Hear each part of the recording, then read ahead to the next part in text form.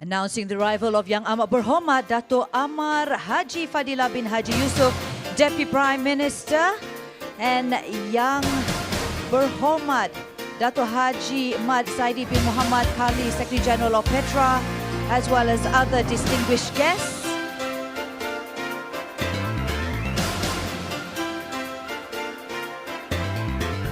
Thank you everyone, kindly be seated. Ladies and gentlemen, we now commence with Plenary Session 7 entitled Energy Foresight for ASEAN from Shared Vision to Regional Action. It is my honor to invite Yang Amat Berhormat, Datuk Amar Haji Fadillah bin Haji Yusof, Deputy Prime Minister and Minister of Energy Transition and Water Transformation of Malaysia, to the stage to deliver his remarks. Dipersilakan.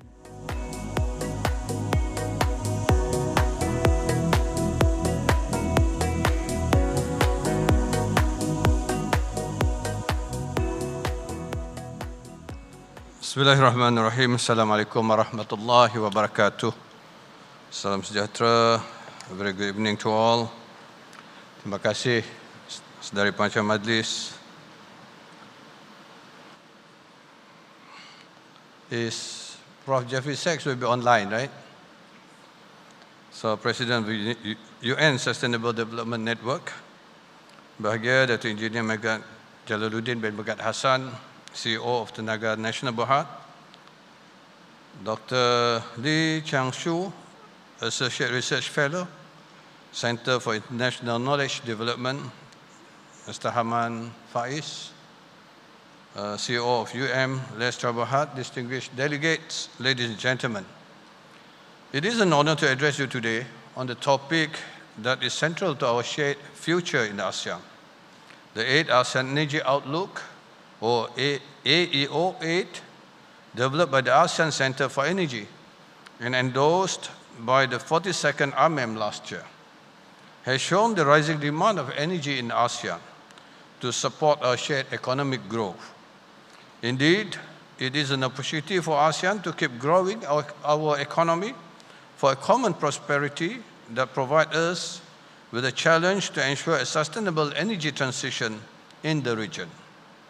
The outlook is a call to action for all of us to work together toward a secure, affordable, and sustainable energy future. ASEAN is one of the fastest growing regions in the world.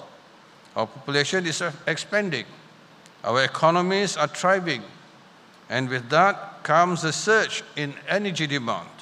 By 2050, energy demand is projected to grow 2.6 times compared to 2022 levels. If we continue on our current path, fossil fuels will still dominate our energy mix and emissions will rise significantly.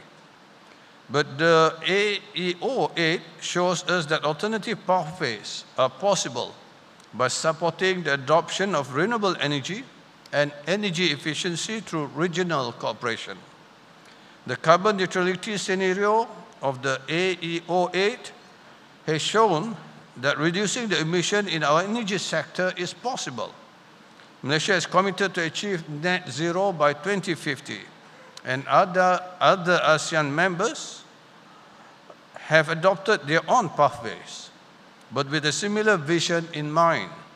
It is projected that with all national policies implemented, fossil fuel supply requirements are projected to be reduced by 14% in 1950 relative to the baseline scenario.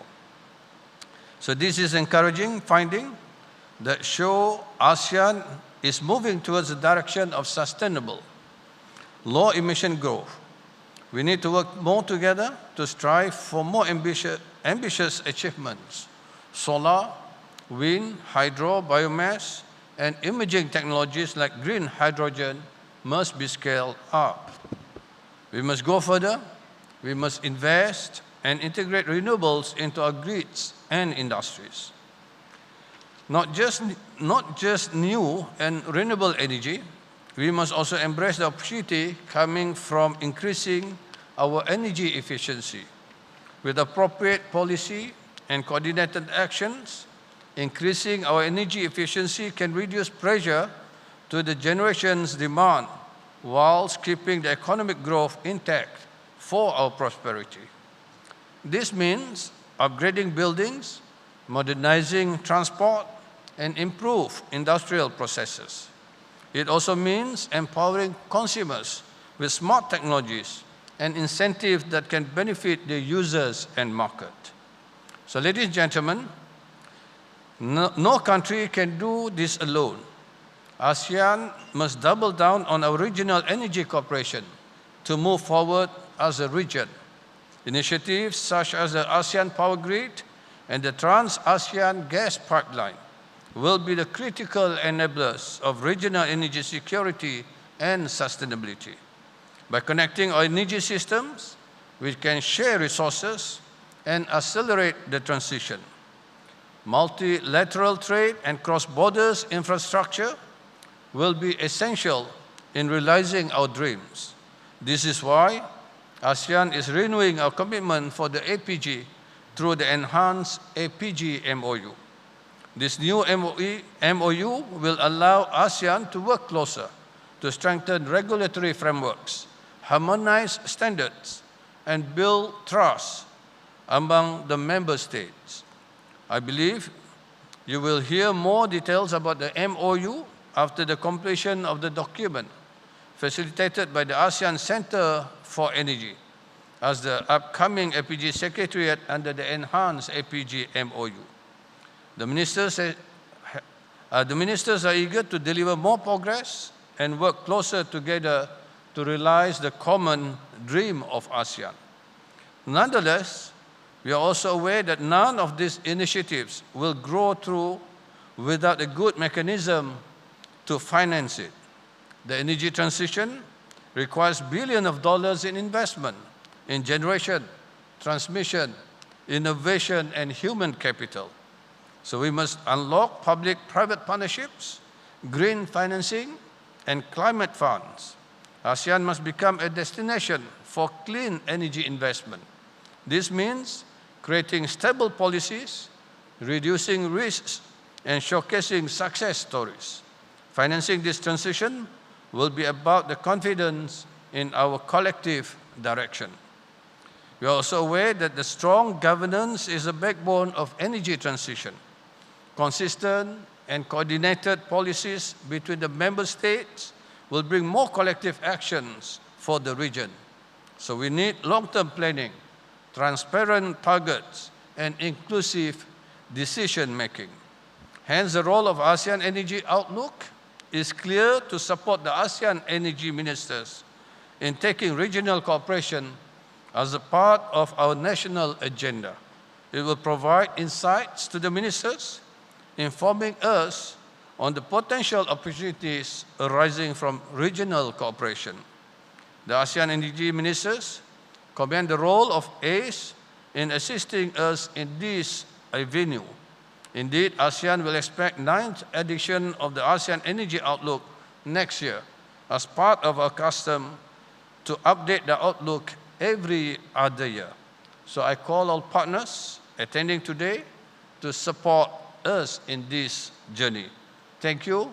Wabillahi taufiq wa hidayah. Assalamualaikum warahmatullahi wabarakatuh. Thank you so much, Yang Amat Berhormat, Deputy Prime Minister. Kindly remain on stage as we will now proceed with one more group photo op. And I'd like to invite all our distinguished VIPs seated in front to join Yang Amat Berhormat, the Deputy Prime Minister and Minister of PETRA on stage, as well as all our panelists and moderator for Plenary Session 7. Energy Foresight for ASEAN, from shared vision to regional action, to also join our distinguished VIPs on stage for one group photo op before we commence with our online presentation, as well as the panel session that will conclude day one of our AEBF25.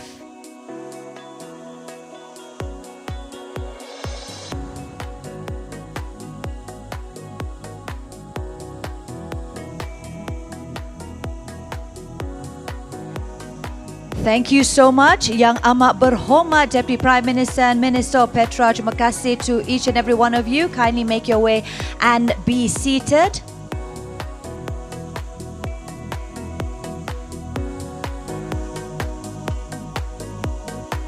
Ladies and gentlemen, before we begin with our panel discussion, let's hear from someone who will be joining us online to set the context for today's final panel discussion today. Please welcome Professor Jeffrey Sachs, President of UN Sustainable Development Solutions Network. Professor, can you hear me loud and clear? I hear you. Can you hear me? Yes, we can. All right, Prof, over to you. Wonderful. Assalamu alaikum. Greetings to everybody, very distinguished participants, and especially the Deputy Prime Minister. And congratulations, Deputy Prime Minister, not only on your outstanding remarks, but of course on your government's leadership, which is exemplary. And Malaysia has held the presidency of ASEAN in this very, very important year. The leadership is spectacular, and I'm sure that the upcoming ASEAN summit will be a tremendous success for ASEAN, and ASEAN success is a success for the world. I want to emphasize the basic point that the energy transition to zero carbon energy is proceeding at an accelerating rate worldwide, and that those countries and regions that are in the forefront are taking and gaining special benefit by being front runners. They are developing new industries, they are attracting new foreign investment, they are pioneering in innovation, and they will become the leading exporting regions of the world.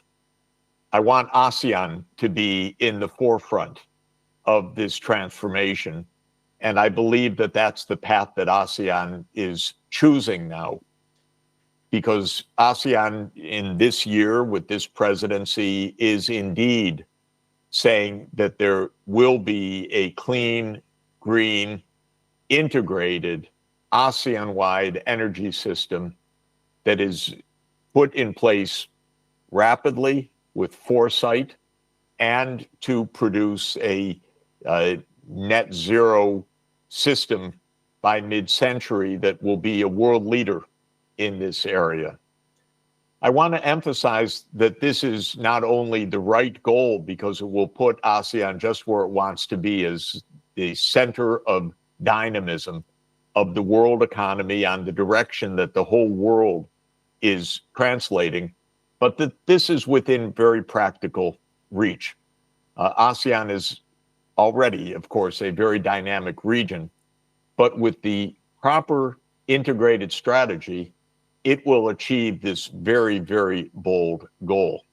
As the Deputy Prime Minister said, energy demand, energy consumption, if I could put it that way, will grow tremendously in ASEAN by mid-century, and especially power demand, electricity, energy in the form of electricity, will grow tremendously. And this is the opportunity to build a green system, a system based on zero carbon energy that is robust, low cost, resilient, and globally competitive. In order to do that, of course, market forces and the businesses at the AEBF will be extremely important. But the role of government is indispensable. Government has to have the lead in formulating the framework and the pathway. When that's not the case, by the way, what happens is that a lot of investment gets made, but it doesn't lead to a grid. There is a lot of stranded investment in Europe right now of renewable energy that has been invested, but is not connected because there's no grid. The same is happening in the United States right now. That is a failure of planning and a failure of implementation. Without the planning and the government leadership, the independent power producers will not be able to achieve what they want to achieve, which is a profitable, forward-looking investment in green energy upstream and downstream. So for Foresight, my main recommendation is planning. And I want to thank the ASEAN Center for Energy for being at the center of this foresight and this planning. We need in the upcoming energy outlook a bold scenario that shows how ASEAN together, all of the countries, as the Deputy Prime Minister emphasized, will together benefit from this unified and integrated vision. China is probably the most successful country in the world right now in making the energy transformation, because not only is it investing at astounding scale in clean energy, but it is also at the forefront of the cutting edge technologies. And I just want to emphasize that China describes its own Foresight model as the 1+N model. The 1+N model signifies that there is one overarching framework and then N, a number of individual initiatives, but under that one overarching framework. And that is my strong recommendation for ASEAN. Have a clear vision of how to reach 2050 with a net zero, bold, resilient, low-cost energy system, and then plan for the different components, the N components, to bring that into fruition. Now, an energy system is really a system. Of course, it has many different components, but at the core of the energy system will be the power system, the electricity. Because at the core of moving to a zero carbon system is electrification. It is not only to produce the electricity with wind, solar, hydro, ocean, nuclear, geothermal, and all the other vast resources that ASEAN possesses of zero carbon primary energy, but it is a system that includes the downstream uses of that electricity, including to produce hydrogen for parts of the energy system that cannot easily be electrified. We are moving to a world in which almost all transport is either electric in the form of electric vehicles or hydrogen-based in the form of large ocean tankers and other ocean shipping, for example, for long distance shipping. So when we think of an energy system, we need a power system, and we need, of course, the downstream system of using that power through the electrification of buildings, of cooking, heating, and cooling, of course, of the electrification of transport, of the electrification of a lot of industry, for instance, metallurgy, which will be substantially electrified, and for the parts of industry and transport that cannot be electrified of a hydrogen-based economy, where the hydrogen itself is green hydrogen produced by clean electricity. We know that the ASEAN power grid stands at the very center of this vision. The idea of the ASEAN power grid has been with us for more than 20 years. It's time for a thorough implementation. I want to emphasize that while it was said in the previous session in closing that ASEAN should proceed step by step, I don't quite agree with that. ASEAN should proceed with a bold, integrated vision. Of course, within that bold, integrated vision, there will be steps. But this is no longer the age of mere experimentation or trying out things. This is the age of bold implementation and scale. And that means a massive transformation in the next 25 years. And that means knowing what are the components? Where will the power grid go? Which connections to have the high voltage, direct current, long distance transmission to bring Lao hydropower to Singapore, of course, and with all of the countries in between. And that means planning, and it means all of the other N components of that planning. Now, what are the other N components that are crucial? First, I've just mentioned, is grid interconnection. That's no longer at the scale of a couple of countries trying an interconnection. This needs to be an ASEAN integrated system, and quite possibly an RCEP integrated system, meaning not only the 10 ASEAN countries, but also bringing in Australia with submarine cable, long discussed, not implemented, connecting to Indonesia, and then from Indonesia throughout ASEAN. And I believe connecting on to China, which already has interconnections, but should be a bold interconnection, and from China to Korea and Japan. The 15 RCEP countries, I believe, would have a huge mutual advantage and benefit by being on an integrated system. Second, of course, is financing. This all needs a financing strategy. With a clear roadmap, the financing will be easier, but we know that this will be blended finance, both public and private financing, both equity financing of independent power producers, public financing of the transmission grid, and official financing coming from the development banks. And ASEAN may well consider developing additional ASEAN-wide development banking, but also the Asian Development Bank, the Asian Infrastructure Investment Bank, the new development bank of the BRICS, the new SCO, the Shanghai Cooperation Organization Bank. They can all play a role in the financing.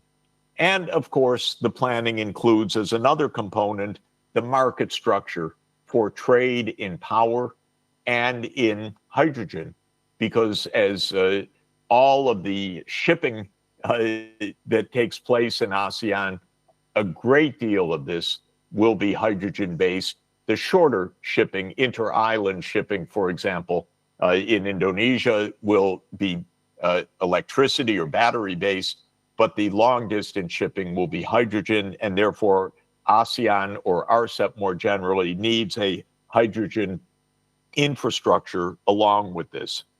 But the other point that I want to emphasize is that it's not only the energy system investments that should be considered in a comprehensive plan, but the very industrialization of ASEAN itself that should be considered. Malaysia, for example, is a major internationally competitive automobile producer, but it needs to be a major competitive electric vehicle producer in the coming years. This is no doubt feasible. My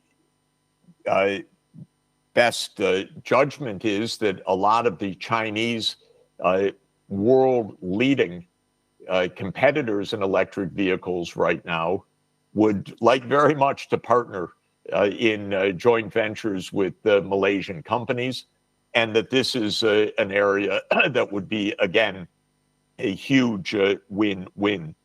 Malaysia is a leading producer of photovoltaics, and this is an area that will be the single most important green electricity generator in the years ahead, according to every global scenario.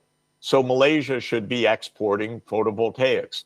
Again, joint ventures with leading Chinese companies would make a great deal of sense.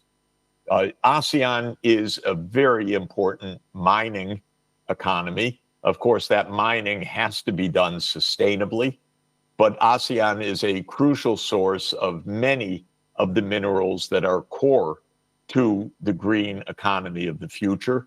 Malaysia is a producer of important rare earth minerals. Indonesia is a world leader in nickel production, and the list is indeed long. And so planning the mining sector in a sustainable manner and in a profitable manner alongside the energy system transformation is crucial. And ASEAN also is becoming a world center for data. Malaysia is considered the Asia Pacific's fastest growing center for new data centers. Those are voraciously hungry in power. They are voraciously demanding green energy. And so they are both part of the planning process and part of the benefit of this major transformation. Let me make one final geopolitical point, a little bit sensitive, but absolutely true.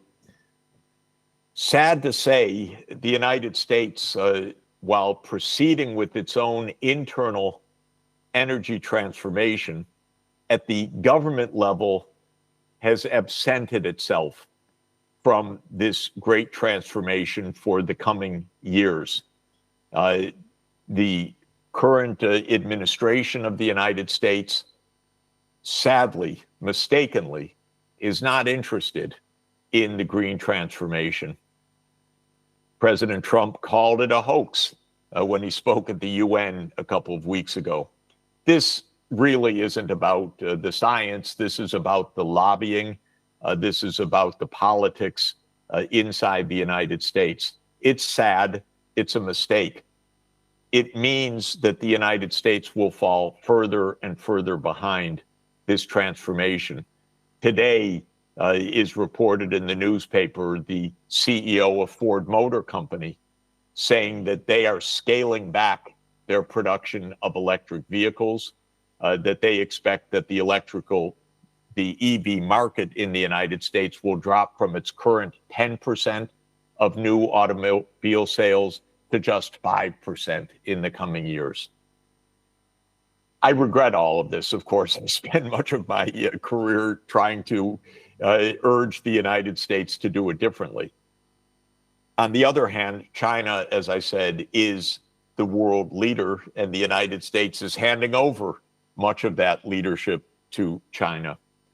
From ASEAN's point of view, this is a little complicated, but from the point of view of industrial development, energy sector development, building the actual clean grid, and making a booming industrial economy, China will be a major partner and a very dynamic one, and one that will bring, in my considered view, great prosperity to ASEAN as well.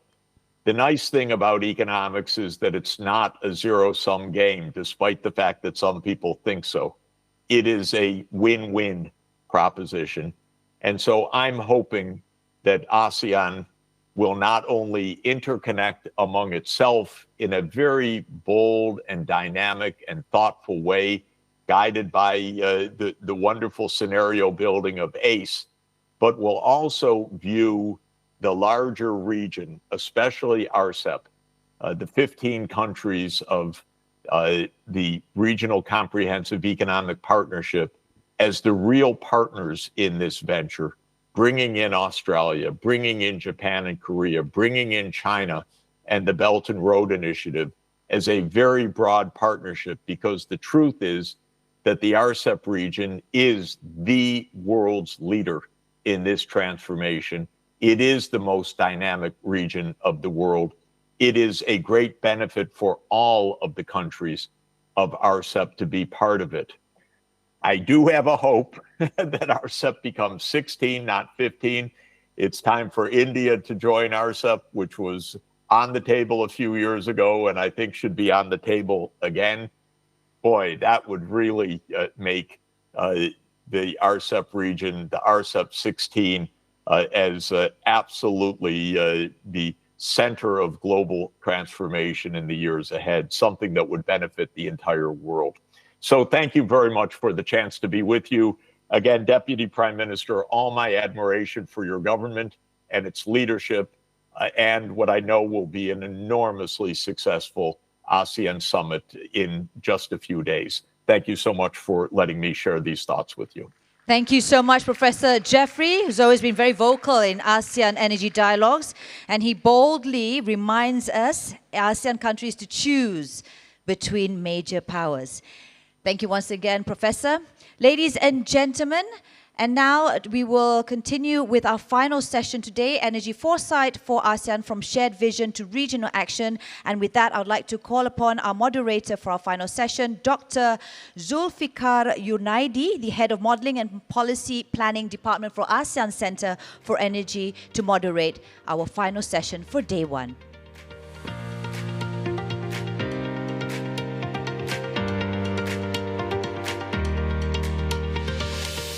Bismillahirrahmanirrahim. Assalamualaikum warahmatullahi wabarakatuh. Good evening, ladies and gentlemen.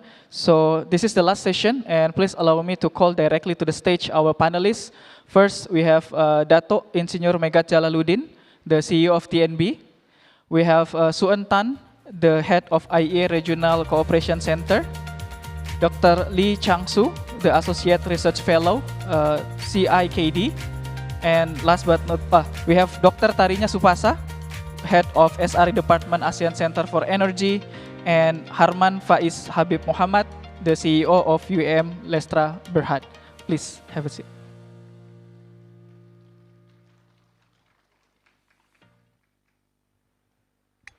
Okay, thank you very much. And of course, this is the last panel of today's discussion, very long day. I think we also already heard from the DPM about the intentions of ASEAN as a region to move forward using ASEAN Energy Outlook as the center. So we try to make this data-based policy making moving forward.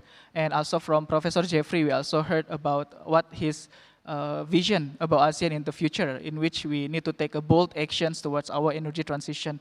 So hopefully we can have a discussion further to enhance the discussion. And first, maybe I would like to move to my colleague from the ACE, Dr. Tarinya. So as well, we know, and also mentioned by His Excellency DPM, the ACE has led various foresight initiatives centered in the ASEAN Energy Outlook. But of course, this year we are developing the RE long-term roadmap. And what do you see from our interaction with the ASEAN member states on the challenges in ensuring that when we have a data-based, robust modeling, policy planning can effectively translate into a concrete and sustainable implementation across the member states? Yes, thank you, Dr. Zulfikar.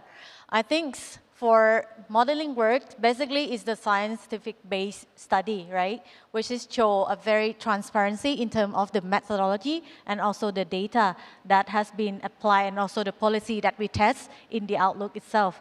However, outlook is not just about forecasting, right? So it's actually the outlook that in ASEAN we implemented is for provide the insightful of the strategic pathway, on how ASEAN can act as the, like how is the strategic pathway that ASEAN shall consider, and also it's being used for the conceptual framework for the collaboration in regions and also with the DPIOs. So I think in ASEAN especially, we are quite dynamic and in the close way of the multi-options when we are speaking about the, let's say, energy transition. For example, in power system, we also consider, let's say, the ramp up for the VRE that we discussed heavily today. And also in parallel, we also consider the option for the CCS, right? And also hydrogen. And of course, all of these policy which we have on the table is not equally implement at the same time. It has their order and priority over time. So I think the function of the outlook here is kind of try to test the interactions between different policy on the different sector, and also try to see kind of the most efficient pathway, the cheapest pathway that can be achieved, but also the most effective. That means if ASEAN would like to move as a whole regions to, progressively advance the whole economics progress. So what it look like? Because for example, in ASEAN, we are kind of the breasting region. We not only have wind and power, but we also have a lot of bioenergy. So that means when we are consider now, let's say, what should be the most efficient, let's say, energy in next 5 years, next 10 years, 20 years, I think this kind of the interaction and also the border policy that we have to take into account for which way is the most efficient, which way is the best for our people, because we also have 700 people that we have to kind of taking into account when we consider for the pathway. And lastly, also when we are talking about, let's say, another example for the transport decarbonizations, when we are now consider, let's move ASEAN into the economic outlook for being, extract more supply chain of the electric vehicle battery, and at the same time, in some country, in parallel, they consider for the mandate of the biofuel. So which way is the most kind of, let's say, appropriate way in which timeline? So I think that's the function of the outlook. But get back to your question on challenge. Yes, when we are doing modeling, we just activate the 18 line of the APG in the model. We activate the bioenergy trade. But in reality, that's require a lot of more process in regulatory rework, market design, and also a long discussion. But that's bring into the pathway into the reality. But at least I think the outlook already provide us in terms of the scale of the collaboration that we should have in ASEAN, and also the speed of the collaboration. Thank you. Yeah, thank you very much, Dr. Tarinya, for bringing us the role of modeling and also a few insights that you mentioned on the CCS, on the bioenergy, on the hydrogen. I think this is also in line with what was mentioned by Professor Sachs to some extent. And I would like to move to our second panelist, Datuk Megat Jalaluddin. So yeah, thank you very much for joining us, Datuk. And I think, yeah, of course, we know the importance of the foresight, but the question probably like from the utility perspective, because you always face by decision of choosing an investment, on which technology, on which infrastructure to invest. So the question would be, from your experience, how can the foresight tools can support the utilities and investors in their risk the investment decisions? Assalamualaikum warahmatullahi wabarakatuh. A very good evening. Thank you very much. First and foremost, thank you for giving Tenaga Nasional the platform to share some of the perspective for the industry and for the ASEAN objective. I think from ASEAN perspective, we know ASEAN is the fourth largest consumer of electricity as a region. And the region is growing at 3 to 4% of consumption on yearly basis. Secondly, we also understand that ASEAN as a region has the objective of sustainability. Many countries in ASEAN are declaring 2050 as our target for net zero ambition. So looking from that perspective, definitely the element of the utility roles in trying to gain this objective, maintaining the growth that we have in ASEAN, or spurring the growth in ASEAN. And second is actually to ensure the objective for net zero is achieved. So with these two-pronged strategy, definitely utility as a business will look into the value chain of generation, transmission, as well as the retail. And when we look at this perspective of the value chain, definitely investment will have to come in, especially in the generation sector, because the objective of growth and sustainability require new investment, especially on finding the new ways of generation, meaning that we have to introduce a low carbon emission generation, maybe in the form of solar or wind, and also the new technology, hydrogen, battery storage, pumped hydro, and so forth. So this is going to be the biggest investment from utility for those two objectives. And second is, of course, trying to modernize our grid and making our grid flexible to accept the various forms of generations, but at the same time to ensure that the grid are smart enough to be able to be reliable to ensure the continuity of supply.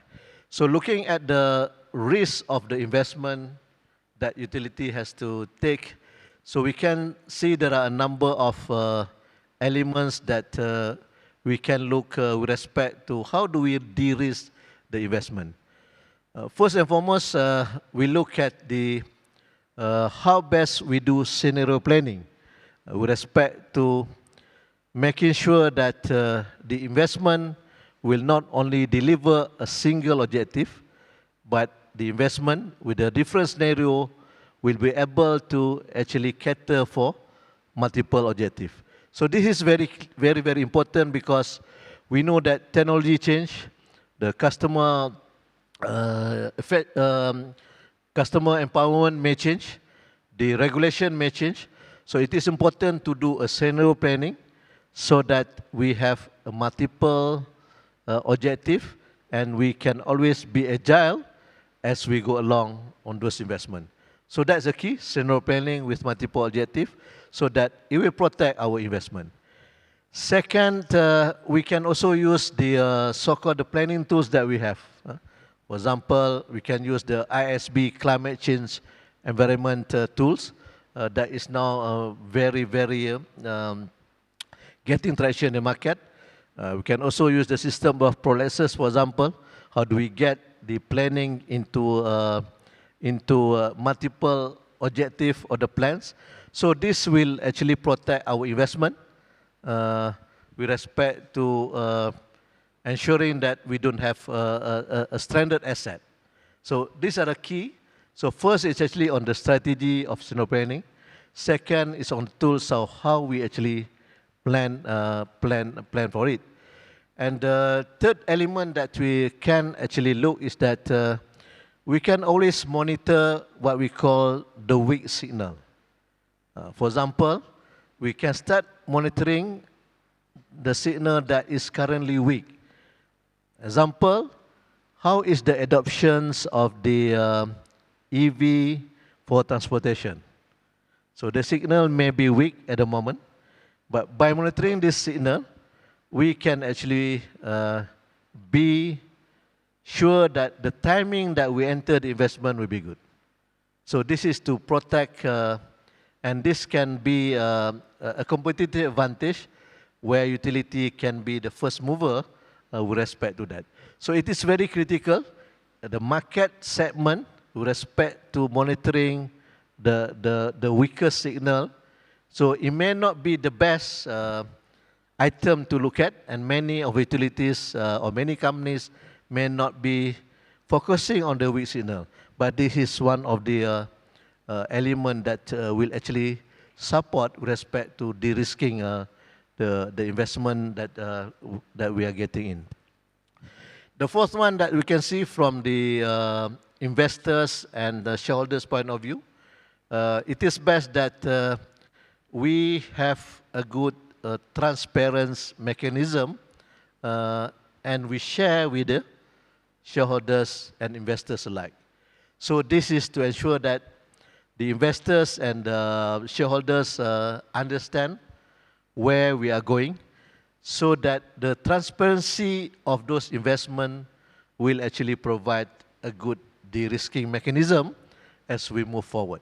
So this is where the feedback from the investors as well as shareholders, by having a transparent mechanism and sharing, will be very beneficial for utility.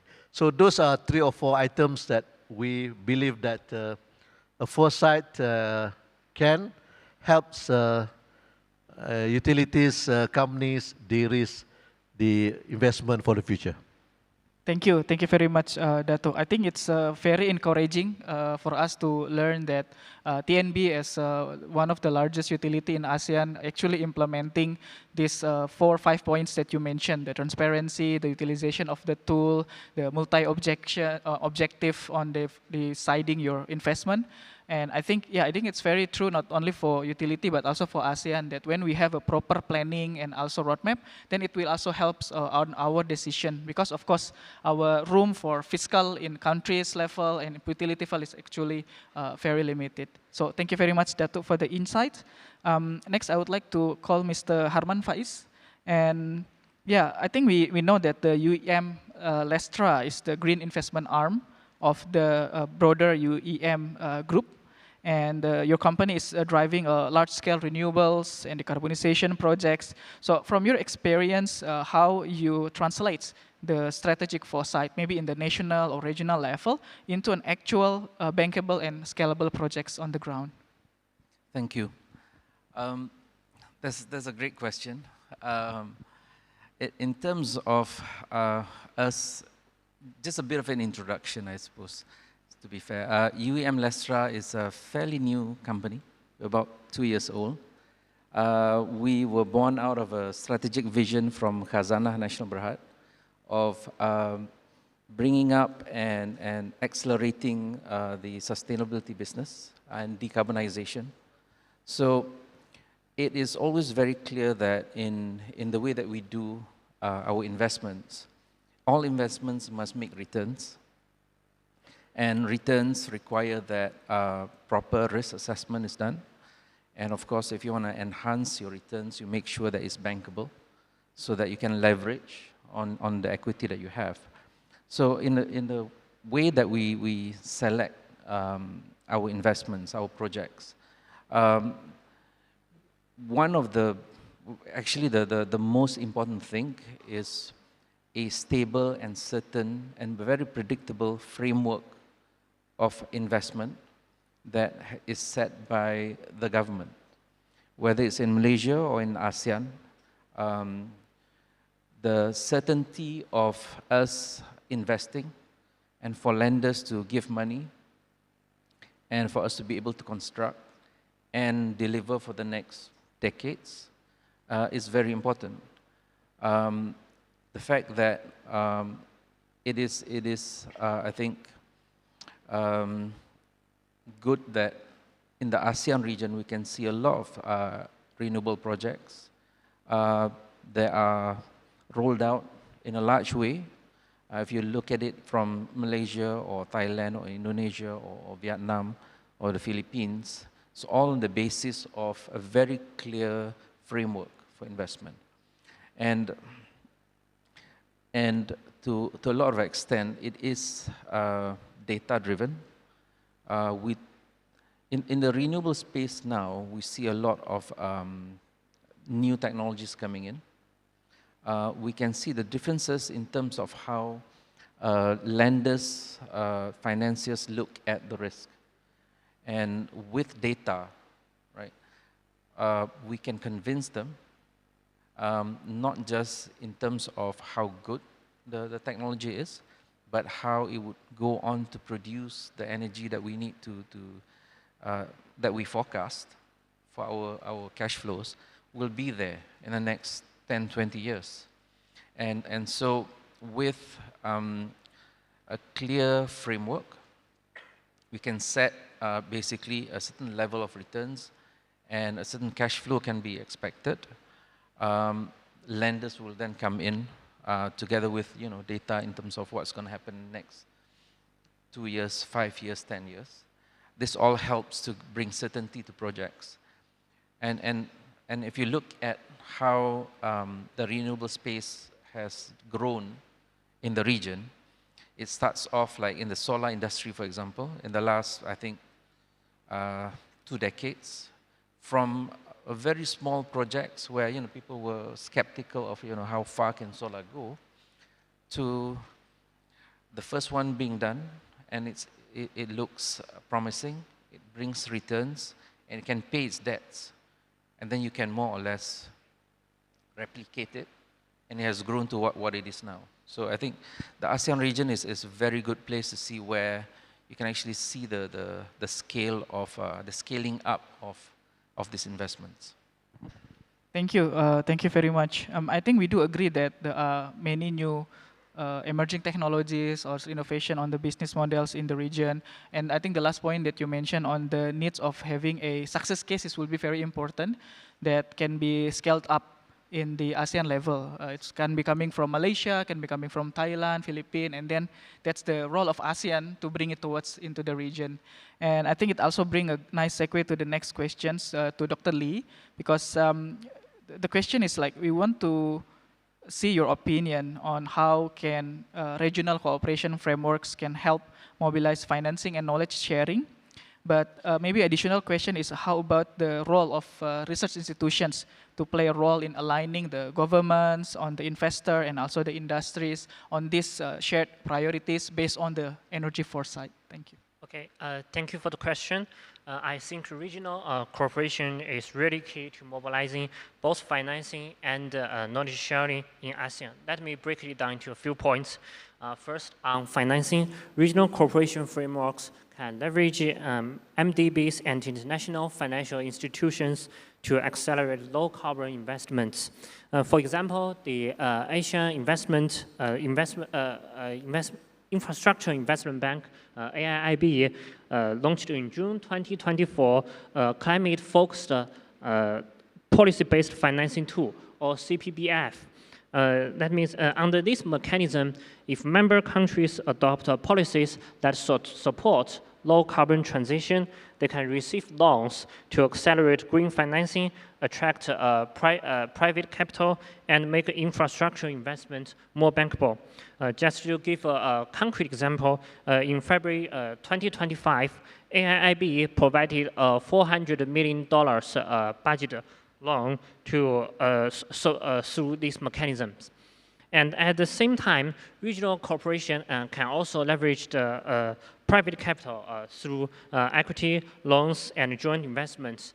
For example, in 2023, Abu Dhabi's Lestra partnered with Chinese companies to develop solar projects in Indonesia, combining Middle Eastern capital, Chinese technology, and the Indonesian market. As for the knowledge sharing, regional cooperation frameworks serve as an excellent bridge for exchanging experiences and best practice. Taking Indonesia as an example, both China and Indonesia are large coal-consuming countries. Local governments can collaborate on green transition strategies, learning from each other's experiences in phasing out coal. For instance, representative coal regions in Indonesia could be paired with coal provinces in China, such as Shanxi or Inner Mongolia, to share lessons on coal reduction, workforce retraining, and introducing green industries.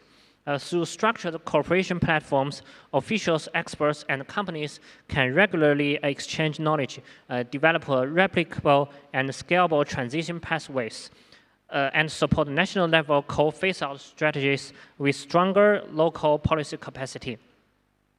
As for the role of research institutions, at CIKD, we have established the China-ASEAN Development Knowledge Network and collaborate with many think tanks and institutions globally. We organize events, facilitate dialogue, and provide evidence-based insights to help investors, governments, and industries align around shared priorities.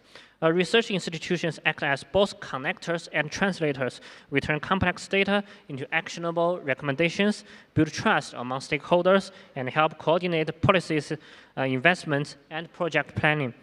Essentially, we help ensure that everyone is working toward the same regional goals in a more strategic and coherent way. Yeah, thank you. Thank you very much. I think one highlight that I can take is that in the terms of regional cooperations, in terms of cooperations for energy transition, it's not only within ASEAN, but also between ASEAN and also partner countries, like with China, but also with other colleagues, plus 3 EAS countries. And also I noted the importance of having the think tanks and research institutions in advancing all this moving forward. And the last panelist, we have Suren Tan. Yeah, I think we had a lot of discussions from the financing, from the cooperations, and from the outlook itself. So maybe the question to you is, what type of institutional framework that you think would be needed at the regional level, so we can ensure, again, that the foresight can be translated into not only action, but coordinated implementations, rather than fragmented national approaches? Thank you very much. And I'm the very, very last lucky speaker. So I'm going to do my best to keep you a little bit motivated on your way out. So firstly, back in April, the IEA and the UK government co-hosted the first Global Summit on the Future of Energy Security Summit. And we were very, very lucky. So we had the Deputy Prime Minister from Malaysia attend, as well as several other very senior government officials from Southeast Asia, which made me very proud to have their voice on the global stage. And one of the key things that they discuss, what we're calling a golden rule of energy security, is cooperation. No country, big or small, is an energy island. We're connected, whether it's through price, whether it's through emissions, whether it's through technological innovation. So that cooperation is fundamental and key. And I think what has been fantastic to hear, particularly today, under the chairmanship of Malaysia as the ASEAN chair, but obviously through the efforts of all of the member states, is a real effort on the ASEAN power grid. I think signing the enhanced MOU and the financing facility, really focusing on the need for finance and the need on implementation, is an incredibly, incredibly, incredibly important milestone for this region, and we shouldn't underestimate what that will mean for the regional's energy security. I'm just going to share 3 key points before finishing up. I think the first thing is there is a lot of value in putting into action as soon as possible. Having some of these projects go early as a kind of pathfinder, as a kind of catalyst, is really, really inspirational. So the Laos, Thailand, Malaysia, Philippines line, that interconnection project, which has been operating for a while, you're seeing the molecules, the electrons flowing, has been a real inspiration. So you've got now, potentially the Brunei, Indonesia, Malaysia, Philippines line, as well as many of the other projects that are in the AIMS 3 master plan that ACE has very much led and shown incredible leadership on. So that importance of putting into practice as soon as you can, and then using that as an inspiration for other projects. The second thing is international best practice. So thank you, my colleague to my left, who has shared a little bit of some of the learnings. I think it's a really important way. Don't make the mistakes of others. Take the best of everyone else and then put it into place here. I think one of the potential areas that you can look at is the Central America, it's called the SIAPEC, SIAPEC project. So it is an interconnection of the 6 Central American countries, fully integrated market, connected grid-wise, connected as a power market. Now listen, it took them over 26 years between planning, first talking about it, and being operational. I hope the ASEAN power grid will be slightly faster than that. But it has that real opportunity in terms of learnings. How do they set up the governance structure? Because they do have a governance structure where all the countries sit on the framework to sort of decide the policy politically and then an actual operator, but also the financing for how they put that in place. And then the final one, and I think the most important thing, is remember it's all about the people. We are going to need to think about that capacity building, the sharing between the regulators and the policymakers, not just between ASEAN, which we are at the IEA very, very happy to be part of actively and support along with our colleagues like ACE and UNESCAP and World Bank and ADB, but also from the global perspective. So things like the RETA, the Regulator Energy Transition Accelerator, where all the regulators from around the world talk about the issues that they're facing, really practical things around the optimization, how do they run the smart grid, how they think about demand forecasting. Never underestimate that importance of that conversation directly by the people. So on that note, again, thank you very much, ACE, for the opportunity to be on this, but I really do think that we're at, that real cusp at the moment in ASEAN, that real opportunity to make that turning point with fantastic people like TNB here in Malaysia and a lot of the other utilities in the region. I think it's a real inspirational moment. Thank you for the opportunity. Thank you very much. I think there are a lot of insights that we can gather from that. Again, you always mention the importance of regional cooperations, and expanding further that I mentioned between ASEAN, partner countries, and also partner institutions such as IEA will be very important, especially on the insights that we can gather from the global perspective, how it can be applied into the regional level, including on how we can set up the institutional framework in here, of course with the ASEAN as the centrality, and how it can, again, turning this foresight into a action in the ASEAN. So we have a very short time, I think 2 minutes being left over there. So I just want to have a closing remarks from everyone. So the next 5 years, what do you think the one single action that will be very important to do by ASEAN so that we can achieve our targets in, say, 2030, especially since we have the new APEC 2026-2030 coming. So maybe from Datuk Megat first and then moving here. Thank you. Thank you very much. I think if we're talking about one thing that ASEAN probably can look forward to is, I think the key word is collaborations. So at all front that we can have, inclusive of regulations, infrastructure, the commercial arrangement, and also the capability building among the utilities in ASEAN. So I think that will be the keyword, collaboration, and it manifests along the whole so-called value chain that we are in. Thank you. Thank you. And Suren? Keep the political momentum up. I think that's going to be very, very key, making sure that you have the political will. It is going to be hard, by the way. Let's not underestimate, the need to have those agreements are not going to be easy. So I think keeping that political momentum that has been secured this year, continuing into the next 2 and 3 year ASEAN chairmanships. Thank you. Dr. Lee? In my view, I think the single most important action in the next 5 years is to build a truly integrated regional framework that links data, policies, and investment decisions, and so that all member states can act together with clarity, confidence, and shared priorities. Thank you. Dr. Tai? Yes. I think for the next 5 years particularly, we know that power sector transformation will be the front runner. Then we prepare for the more structure, kind of in terms of the regulation reform, market reform, and operation reform.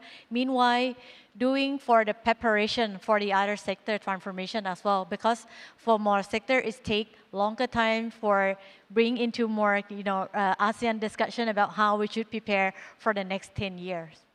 Thank you. And yeah, please. For me, it will be the ASEAN power grid. Oh, okay. Because if the ASEAN countries can get to the point where there is a very clear roadmap to actually executing the grid, it means all those things of collaboration, would have happened. So that's what I'd like to see. Thank you very much. And I will not add any more. And I think I would like just to thank all our 5 panelists for a very insightful discussions. Of course, we do have a limited time, but I do hope that the audiences can catch up to the speakers and have a follow-up discussion right after this. And with that, again, thank you very much. And big round of applause for our panelists. And thank you very much. And with that, I would like to return back to our MC. Thank you. Thank you so much, Dr. Zulfikar, as well as to all our panelists. We'll just take one group photo op with all of you. Thank you once again, Datuk Senior.